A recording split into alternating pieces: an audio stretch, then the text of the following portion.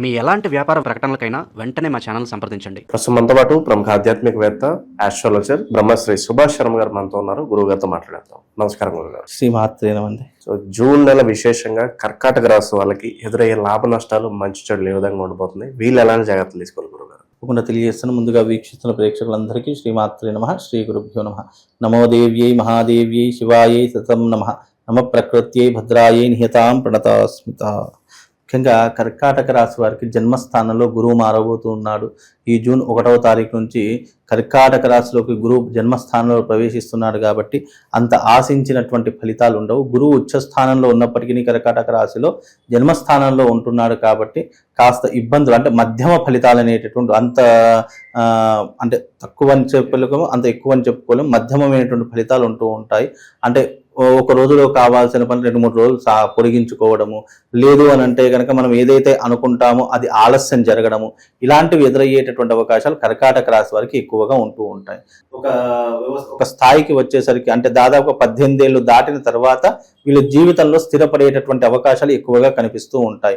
అలాగే ముఖ్యంగా వీళ్లకు కర్కాటక రాశి వారికి చిన్ననాటి నుండే ఎన్నో కోరికలు, ఎన్నో ఆశలతో ఉంటూ ఉంటారు. అంటే తమ గోల్ని రీచ్ కావాలి, అనుకున్నది సాధించాలి అనేటటువంటి ఆశలు చాలా మట్టుకుంటూ ఉంటాయి. తద్వారా అలాగే కర్కాటక రాశి జాతకంలో పుట్టినటువంటి జాతకుల యొక్క స్వభావం గనక చూసుకున్నట్టయితే విశేషంగా వీళ్ళు ఆకర్షణీయమైనటువంటి రూపం కలిగినటువంటి వారు గాను, అలాగే వీళ్ళు తమ మాటలతో మెస్మరైజ్ చేసేటటువంటి విధానంగాను ఉండేటటువంటి వారిలో కర్కాటక రాశి వారు ఒకరు అని చెప్పవచ్చు. వీళ్ళు కర్కాటక రాశిలో పుట్టినప్పటికీ పుట్టుకతోనే అనేక కష్టాలు, అనేక ఇబ్బందులు అనుభవిస్తూ ఉంటారు. ముఖ్యంగా వీళ్ళకి అన్ని రకాలుగా బాగుంటుంది, కానీ ఫ్యామిలీ విషయం కానీ, సంతాన విషయం కానీ, ఈ రెండిట్లో కాస్త ఇబ్బందులు ఎదురయ్యేటటువంటి అవకాశాలు ఉంటాయి. కష్టపడతారు, కానీ కెరియర్లో ముందుకు వెళ్ళాలి అనేటువంటి ఆలోచన వచ్చినప్పుడల్లా వీళ్ళు వెనక్కి పడిపోతూ ఉంటారు. బికాస్ కర్కాటక రాశిలో పుట్టినటువంటి జాతకులు ఆశ్లేష నక్షత్రంలో పుడుతూ ఉంటారు. కాబట్టి వీళ్ళకి ఏంటంటే వీళ్ళు పుట్టుకతోనే సర్పజాతకంతో పుడుతూ ఉంటారు.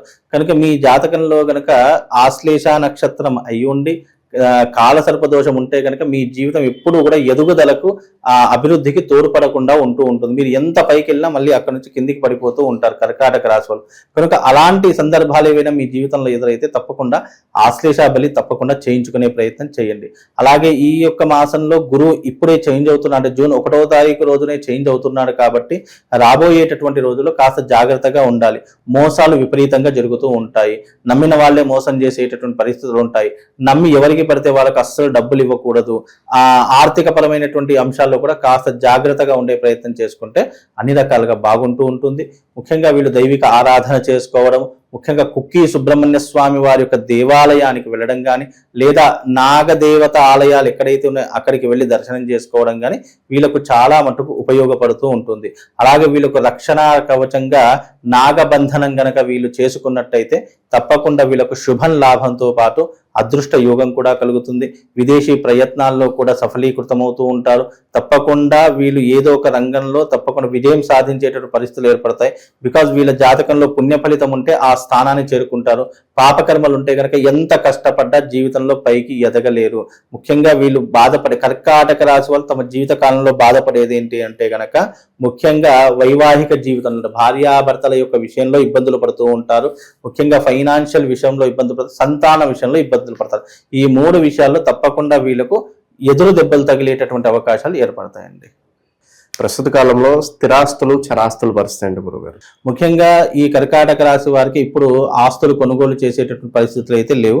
ఉన్న అప్పులు కావచ్చు, లేదు అని అంటే కనుక ఫైనాన్షియల్ ఇబ్బందులు కావచ్చు, వాటన్నింటినీ కూడా సరిదిద్దుకోవడానికే ఈ మాసం చాలా ఉపయోగపడుతూ ఉంటుంది. కనుక ఈ మాసంలో మీకున్నటువంటి క్రెడిట్స్ కావచ్చు, మీకున్నటువంటి అప్పుల బాధ, లేదంటే ఫైనాన్షియల్ ఇష్యూస్ కావచ్చు, వాటన్నిటినీ కూడా సరిదిద్దుకునేటటువంటి ఒక అద్భుతమైనటువంటి మాసం ఈ మాసం. దీన్ని ఈ రకంగా వినియోగించుకోండి. ఎందుకంటే ఇప్పుడు ఆస్తుల జోలికి వెళ్ళారు, ఏదైనా కొందాం అనుకుంటే మళ్ళీ అప్పు చేసేటటువంటి పరిస్థితులు ఏర్పడతాయి. కనుక అప్పు చేయకుండా అప్పుకి దూరంగా ఉండే ప్రయత్నం కర్కాటక రాశి వాళ్ళు చేస్తే కొంతవరకు తమ కోరికలు కానీ, తమ ఆలోచనలు కానీ, తమ ఐఫై జీవితాన్ని కానీ కాస్త తగ్గించుకునే ప్రయత్నం చేస్తే అన్ని రకాలుగా బాగుంటుందండి. ప్రస్తుతం వీళ్ళకి మరి పరిహారాల పరంగా ఏం చెప్తారు గురుగారు? ముఖ్యంగా వీళ్ళు ఆ కర్కాటక రాశి వారు ఆశ్లేష బలి పూజా విధానాన్ని చేసుకోవాలి. అలాగే ఈ యొక్క పౌర్ణమి రోజు, అధిక మాసంలో వచ్చే పౌర్ణమి రోజున రాజశ్యామల సహిత భగలాముఖి తంత్రయాగం నిర్వహించడం జరుగుతుంది. వీలైతే ఆ యాగంలో పాల్గొంటే కొంతవరకు వీళ్ళ జీవితం ఉపశమనం అయ్యేటటువంటి అవకాశం ఉంటుంది. రాబోయేటటువంటి రోజుల్లో ఏదైనా గండాలు, ఆపదలు, ఇబ్బందులు ఉన్నా కూడా వీటి ద్వారా తొలగిపోతుందండి. గురుగారు, జూన్ నెల ప్రత్యేకంగా విద్యార్థులకి అంటే స్కూల్స్ కావచ్చు, కాలేజెస్ కావచ్చు, మళ్ళీ ఓపెన్ అవుతూ ఉంటాయి. అడ్మిషన్స్ సీజన్ అని చెప్పుకోవచ్చు మనకి. అవునండి. మరి సంవత్సరం అంతా విద్యార్థులకు అద్భుతంగా కలిసి రావాలంటే స్టూడెంట్స్ కోసం ప్రత్యేకంగా ఒక మంచి రెమెడీ అన్న తెలియచేయండి. విద్యార్థులకు కావాల్సింది ఏంటి? జ్ఞానము, అలాగే తెలివితేటలు, విద్యా అర్హత, అలాగే విద్యకు అధినాయకులు సరస్వతి అని చెప్తూ ఉంటాము. అయితే ముఖ్యంగా ఈ సంవత్సరం విద్యా సంస్థలకు చాలా తీరనటువంటి నష్టం ఏర్పడుతూ ఉంటుంది. కాబట్టి విద్యా సంస్థలు చేసుకోవాల్సినటువంటిది ఏంటంటే, ఎవరి విద్యా సంస్థలు అయితే ఉన్నాయో ఆ విద్యా సంస్థలో ఉన్న ప్రతి ఒక్కరూ తమ విద్యా సంస్థలో రాజశ్యామల యాగం చేయించుకోవాలి. రాజశ్యామల యాగం అనేటటువంటిది ఎంత గొప్పనైనటువంటిది అంటే, ఆ తల్లిని ఆశ్రయించిన, ఆ తల్లిని నమ్మిన మనకిచ్చేటటువంటి జ్ఞానాలు ఏంటి అంటే గనక చదువు, జ్ఞాపక శక్తి, అలాగే మంచి అర్హత, అలాగే మంచి జ్ఞానాన్ని ఇచ్చేటటువంటి తల్లిగా విరాజిల్లుతుంది. మీరు ఎప్పుడైనా గమనించండి, ముక్కోటి దేవతల్లో అమ్మవార్లకు ఇద్దరికే వీణలు ఉంటాయి. ఒకటి సరస్వతి అమ్మవారి చేతిలో ఒక వీణ ఉంటుంది, రెండవది రాజశ్యామల అమ్మవారి చేతిలో వీణ ఉంటుంది. అంటే సరస్వతీదేవి అమ్మవారికి మరొక అవతారమే రాజశ్యామలాదేవి. ఈ తల్లి మంత్రినిగా పనిచేసేటటువంటి తల్లి. అంటే ఈ లలితా అమ్మవారికి మంత్రినిగా, శ్రీచక్రంలో సంచరించేటటువంటి అధిష్టాన దేవతగా, కదంబ వనవాసిని అని పేరు పెట్టేటటువంటి తల్లి ఈ యొక్క అమ్మవారు. ఈ అమ్మవారిని ఎవరైతే ఆరాధిస్తారో, ఎవరైతే పూజిస్తారో వాళ్లకు విద్య గాని, వివేకం గాని, ఆలోచనలు గాని, తెలివితేటలు గాని, అలాగే మంచి జ్ఞాపక శక్తి, మేధాశక్తి కావాలి అని అంటే తప్పకుండా ఈ యాగం చేయించుకోవాలి. అలాగే విద్యా సంస్థలు అందరికీ కూడా జూన్ మాసంలో ఓపెన్ అవుతూ ఉంటాయి, అంటే తెరుచుకుంటూ ఉంటాయి. ఈ విద్యా సంస్థల ప్రతి ఒక్కరూ కూడా తప్పకుండా తమ విద్యా సంస్థలో సంవత్సరానికి ఒకసారైనా ఈ యాగం చేయించుకోవాలి. ఎందుకంటే ఆ విద్యాస్థానంలో చేసుకోవడం వల్ల సరస్వతీదేవి, రాజశ్యామల అమ్మవారు ఆ యొక్క ఆ స్థలంలో కొలువు తీరుతూ ఉంటుందట. ఎక్కడైతే ప్రతి ఒక్క ఏడాది ఈ యొక్క యాగం చేస్తారో విద్యా సంస్థలు ముఖ్యంగా, అక్కడ చదువుల తల్లి విరాజిల్లుతూ ఉంటుంది. అంటే ఆ యొక్క సంస్థకు కావచ్చు, ఆ యొక్క స్కూళ్ళకు కావచ్చు, కాలేజెస్కు కావచ్చు, విపరీతమైనటువంటి పేరు ప్రఖ్యాతలు తీసుకొచ్చి పెడుతూ ఉంటుంది. అంటే ఈ అమ్మవారిని విజయ దేవత అని కూడా పిలుస్తారు. అంటే విజయానికి ప్రతీకగా కూడా ఈ తల్లిని పిలుస్తారు. కాబట్టి విద్యా సంస్థలు ఎవరైనా సరే మీరు ప్రతి ఏడాది, ఎందుకంటే ప్రతి ఏడాది కొత్త అడ్మిషన్స్ కావాలి, అలాగే వాళ్ళ వ్యాపారం చాలా అద్భుతంగా నడవాలి. విద్యా సంస్థలు అంటే వ్యాపారాలు అయిపోయాయి కాబట్టి వాళ్ళ యొక్క వ్యాపారాలు నడవాలి అని అంటే గనక విద్యార్థులు ఆకర్షితులు అవ్వాలి. అంటే చాలా మంది ఇప్పుడు విద్యా సంస్థలో చేర్పించే తల్లిదండ్రులు ఏం చేస్తారంటే 100 స్కూళ్ళు చూస్తారు, లేదా 100 కాలేజెస్ చూస్తారు, కానీ ఒకటే కాలేజీలో వెయ్యాలి, ఒకటే స్కూల్లో వెయ్యాలి. మరి ఆ ఒక్క స్కూల్కి ఎందుకు అంత ప్రాధాన్యత వస్తుంది అని అంటే కనుక ఆకర్షణ శక్తి.